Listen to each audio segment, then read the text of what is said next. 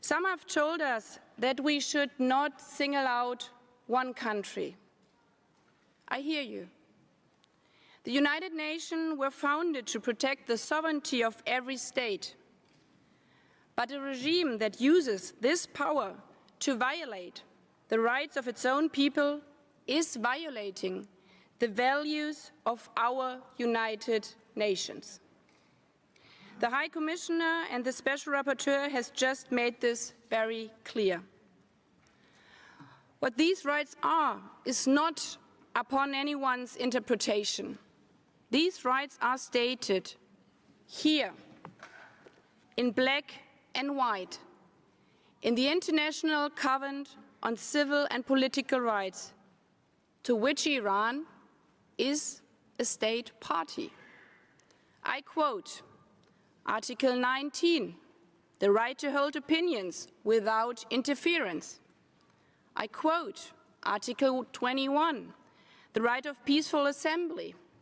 I quote, Article 2, the respect of all people's rights without distinction of any kind, such as gender or political opinion. On many occasions, we have called upon Iran to respect these rights, to stop the violent crackdown on protesters, the bloodshed, the arbitrary killing, the mass arrests, the death penalties. The only answer we received was more violence, more death, along with Iran's continuing refusal to give the United Nations Special Rapporteur access to the country, as we have just heard. That is why we are now proposing that an independent and impartial UN mechanism to be established to investigate these human rights violations so that those responsible can be held accountable. Because impunity prevents justice. Justice for sisters, justice for sons, justice for mothers.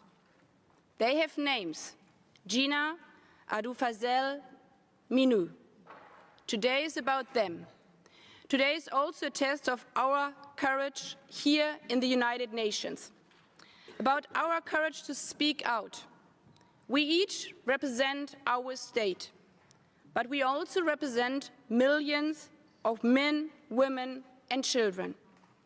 So I call on you, be the voice of our people of the United Nations. As they sing in Iran, for dancing in the street, for women, life, freedom, for our human rights.